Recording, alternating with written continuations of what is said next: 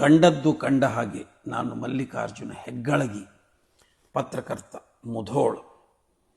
ಒಂದು ಐತಿಹಾಸಿಕ ಸಂವಾದ.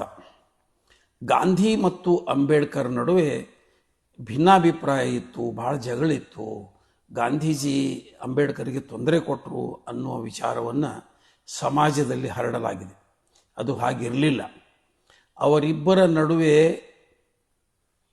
ಒಂದು ಒಳ್ಳೆಯ ವಿಷಯ ಕುರಿತು ಭಿನ್ನಾಭಿಪ್ರಾಯ ಇತ್ತು. ಏನು ಇತ್ತಪ್ಪ ಅವರಿಬ್ಬರ ವಿಷಯದ ನಡುವೆ ಭಿನ್ನಾಭಿಪ್ರಾಯ ಏನಿತ್ತು ಅಂತಂದರೆ, ಈಗೇನು ಚುನಾವಣೆಯೊಳಗೆ ಮತಕ್ಷೇತ್ರಗಳನ್ನು ಮಾಡಿದಾರಲ್ಲ, ಈ ಮತಕ್ಷೇತ್ರಗಳು, ಉದಾಹರಣೆಗೆ ಮುಧೋಳ್ ರಿಸರ್ವ್ ಕಾನ್ಸ್ಟಿಟ್ಯೂನ್ಸಿ ಅದ, ಇಲ್ಲಿ SC ಕ್ಯಾಂಡಿಡೇಟ್ ಮಾತ್ರ ಸ್ಪರ್ಧಿಸಬಹುದು. ಆದರೆ ಆ ಕ್ಷೇತ್ರ ಮುಧೋಳ್ ಇಡೀ ಕ್ಷೇತ್ರದಲ್ಲಿರುವ ಎಲ್ಲ ಜನ ಅದಕ್ಕೆ ಅವರಿಗೆ ವೋಟ್ ಹಾಕೋದು. ಅದು ಹಂಗೆ ಬೇಡ ಅಂದಿದ್ರು. ಅಂಬೇಡ್ಕರ್ ಏನು ಹೇಳಿದ್ರು ಅಂದರೆ, SC ST ಮಂದಿಗೆ ಸೆಪರೇಟ್ ಮತಕ್ಷೇತ್ರಗಳನ್ನು ಮಾಡಬೇಕು. ಅವರಿಗೆ ಬರೀ ಅದೇ ಸಮಾಜದವರು ಮತ ಹಾಕಬೇಕು.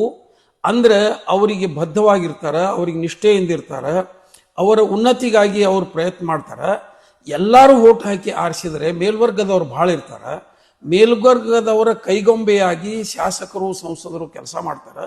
ಹಂಗೆ ಬೇಡ, ಮತಕ್ಷೇತ್ರಗಳನ್ನು ಸ್ಪೆಸಿಫಿಕ್ ಆಗಿ ಈ SC ST ಮತಕ್ಷೇತ್ರದೊಳಗೆ ಅದೇ ಸಮಾಜದವರು ವೋಟ್ ಹಾಕಬೇಕು, ಈ ಜನರಲ್ಲಿಗೆ ಎಲ್ಲರೂ ವೋಟ್ ಹಾಕಬೇಕು. ಹಿಂಗೆ ಅವ್ರದ್ದು ವಾದ ಇತ್ತು. ಗಾಂಧಿ ಹಂಗೆ ಬೇಡ ಅಂತಿದ್ರು.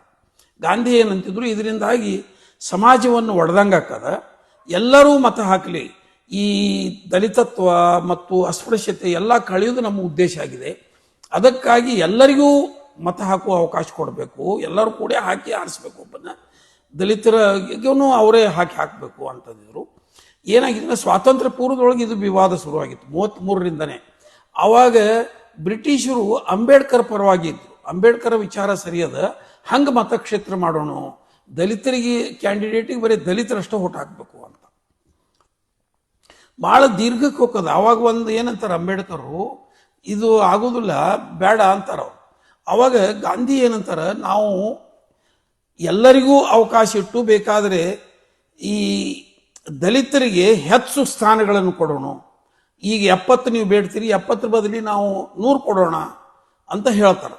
ಅವಾಗ ಅಂಬೇಡ್ಕರ್ ಹೇಳ್ತಾರೆ, ನಮಗೆ ಒಂದು ಹುಲಿ ಸಾಕು, 100 ಇಲಿ ತೊಗೊಂಡು ಏನು ಮಾಡೋದು, ಅವ್ರ ಕೈಗಂಬಗಳ ಆಕಾರ ಬೇಡ ಅಂತಾರೆ. ಇಲ್ಲ, ಅದು ಸಮಾಜ ಹಂಗೆ ಉಳಿತದ, ಇದು ಬೇಡ ಅಂತ ಹೇಳಿದ ಮೇಲೆ ಎಲ್ಲರೂ ಜನ ಗಾಂಧಿ ಮಾತು ಕೇಳ್ರಿ ಅಂತಾರೆ. ಅವ್ರು ಹೇಳ್ತಾರೆ, ಭಾಳ ಮಹಾತ್ಮರು ಬಂದು ಹೋಗ್ಯಾರ, ಭಾಳ ಮಂದಿ ಮಹಾತ್ಮರು ಹೇಳ್ಯಾರ, ಬದಲಾವಣೆ ಆಗಿಲ್ಲ, ಅಸ್ಪೃಶ್ಯರಾಗೇ ಉಳಿದಾರೆ. ಅದಕ್ಕಾಗಿ ಮತಕ್ಷೇತ್ರಗಳನ್ನು ಸ್ಪೆಸಿಫಿಕ್ ಆಗಿ ಅವರಿಗೆ ಇಡಬೇಕು ಅನ್ನೋದು ಇದಾಗ್ತದೆ. ಭಾಳ ದೀರ್ಘಕ್ಕೆ ಹೋದ ಮೇಲೆ ಗಾಂಧೀಜಿ ಉಪವಾಸ ಸತ್ಯಾಗ್ರಹ ಮಾಡ್ತಾರೆ. ನಾ ಹೇಳಿದಂಗನ ಮತಕ್ಷೇತ್ರಗಳಾಗಬೇಕು ಅಂತ. ಆವಾಗ ಅಂಬೇಡ್ಕರ್ ಮೇಲೆ ಬಹಳ ಒತ್ತಡ ಬರ್ತದೆ. ಗಾಂಧೀಜಿ ಆರೋಗ್ಯ ಕೆಡ್ತದೆ. ಅನಿವಾರ್ಯವಾಗಿ ಗಾಂಧೀಜಿ ಉಳಿಲಿ ಅನ್ನೋ ಒಂದು ದೃಷ್ಟಿ ಇಟ್ಟುಕೊಂಡು ಅಂಬೇಡ್ಕರರು ತಮ್ಮ ಅಭಿಪ್ರಾಯವನ್ನು ಹಿಂತೆಗಿತಾರೆ. ಅವಾಗ ಇನ್ನೊಂದು ಬೆಳವಣಿಗೆ ಆಗ್ತದೆ. ಏನು ಅಂತಂದರೆ, ಮುಸ್ಲಿಂ ಸಮಾಜದವರು ಒಂದು ಬೇಡಿಕೆ ಇಡ್ತಾರೆ, ನಮಗೂ ಸೆಪರೇಟ್ ಮತಕ್ಷೇತ್ರಗಳನ್ನು ಮಾಡಿಕೊಡ್ರಿ ಅಂತ. ಕ್ರಿಶ್ಚಿಯನ್ರೂ ಬೇಡಿಕೆ ಇಡ್ತಾರೆ, ನಮಗೂ ಮತಕ್ಷೇತ್ರಗಳನ್ನು ಮಾಡಿಕೊಡ್ರಿ ಅಂತ.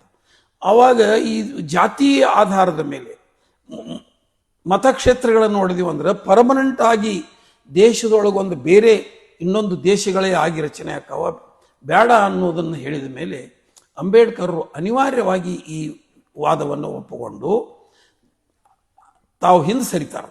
ಆವಾಗ ಇದನ್ನೇ ಪುನಃ ಒಪ್ಪಂದ ಅಂತ ಆಗ್ತಿದೆ. ಅದಕ್ಕೆ ಎಲ್ಲರಿಗೂ ಸಾಮಾನ್ಯ ಮತಕ್ಷೇತ್ರ ಹೆಂಗದ ಈ ಇದ್ದ ಮತಕ್ಷೇತ್ರಗಳ ವ್ಯವಸ್ಥೆ ಬಂತು. ಆದರೆ ಈ 75 ವರ್ಷದ ರಾಜಕೀಯ ನೋಡಿದ ಮೇಲೆ ಅಂಬೇಡ್ಕರ್ ವಾದ ಸರಿ ಇತ್ತು ಅಂತ ಈಗಲೂ ನನಗೆ ಅನಿಸ್ತಿದೆ, ನನಗೆ ವೈಯಕ್ತಿಕವಾಗಿ. ಯಾಕಂತಂದರೆ, ಎಲ್ಲ ದಲಿತ ಮತಕ್ಷೇತ್ರದಿಂದ ಆರಿಸಿ ಬರುವ ಶಾಸಕರು ಮತ್ತು ಸಂಸದರು ಮುಂದುವರಿದ ಸಮಾಜದವರ ಕೈಗೊಂಬೆಯಾಗಿಯೇ ಅದಾರ. ಈಗಲೂ ಅವರು ಒಲಿಸಿಕೊಳ್ಳುವುದಕ್ಕಾಗಿ ಬಹಳ ಪ್ರಯತ್ನ ಮಾಡ್ತಾರೆ. ದಲಿತರು ಇವರಿಗೆ ನೆಗ್ಲೆಕ್ಟ್ ಮಾಡ್ತಾರೆ. ಅಂಬೇಡ್ಕರ್ ಹೇಳಿದ ವಿಚಾರ ಸರಿ ಇತ್ತು ಅಂತ ನನಗೆ ಈ ಕಾಲಘಟ್ಟದೊಳಗೆ ಅನಿಸ್ತದೆ. ಗಾಂಧೀಜಿ ತಪ್ಪಿದ್ರು ಅಂತಲ್ಲ, ಅವರ ಸೂಕ್ಷ್ಮತೆ ಬಹಳ ದೊಡ್ಡದಿತ್ತು. ಆದರೆ ಈ ವ್ಯವಸ್ಥೆ ಅದ, ಮತ್ತು ಈಗ ದಲಿತರಿಗೆ ದಲಿತರೇ ವೋಟ್ ಹಾಕಿ ಆರಿಸುವ ಸಿಸ್ಟಮ್ ಸರಿಯಾದದ್ದು ಅಂತ ಈಗಲೂ ನನಗನ್ನಿಸ್ತು. ಯಾಕಂತಂದರೆ ಅನೇಕ ಮತಕ್ಷೇತ್ರದೊಳಗೆ ಆರಿಸಿ ಬಂದವರು. ಇಲ್ಲೇ ವಿಜಾಪುರಕ್ಕೆ ನಮ್ಮ ಇವರು ಜಿಗಜಿಣಗಿ MP ಅದಾರ. ಈಗಲೂ ಅವರು ತಮ್ಮ ಮತಕ್ಷೇತ್ರದ ಮಂದಿರದೊಳಗೆ ಹೋಗೋದಿಲ್ಲ. ಅವರು ಇದು ಸ್ವಾತಂತ್ರ್ಯ ಸಿಕ್ಕು 80 ವರ್ಷಗಳ ಮೇಲೆ ಅವರು ಆಚರಿಸುತ್ತಿರುವುದು. ಇದರ ಅರ್ಥ ಜಿಗಜಿಣಗಿ ಅವ್ರಿಗೆ ತಿಳುವಳಿಕೆ ಇಲ್ಲ ಅಂತ ಎಲ್ಲ, ಬಹಳ ತಿಳುವಳಿಕೆ ಇದೆ. Is very shrewd politician, very wise politician, very ದಿಟ್ ಪಾಲಿಟಿಷಿಯನ್. ಆದರೆ ತಮ್ಮ ಮತಕ್ಷೇತ್ರದ ವೋಟರ್ಸ್ಗೆ ಮನವೊಲಿಸುವುದಕ್ಕಾಗಿ ಈ ಹುಸಿ ನಡೆಯನ್ನು ಅನುವರ್ಸಾರ. ಅದು ಸರಿಯಾದದ್ದಲ್ಲ. ನೀವು ಈ ದಲಿತದಿಂದ ಕ್ಷೇತ್ರದಿಂದ ಆರಿಸಿ ಬಂದವರು ಕೂಡ ಸಿಂಹಗಳಾಗಬೇಕು ಅಂತ ಏನು ಅಂಬೇಡ್ಕರ್ ಬಯಸಿದ್ರು. ಹಾಗಾಗಿ ಅವರ ಹಿತಚಿಂತನೆಗೆ ಹೆಚ್ಚಿನ ಒತ್ತು ಕೊಡಲಿ ಅಂತ ಈ ಸಂದರ್ಭದೊಳಗೆ ಹೇಳಿ ನನ್ನ ಮಾತು ಮುಗಿಸ್ತೀನಿ. Thank you.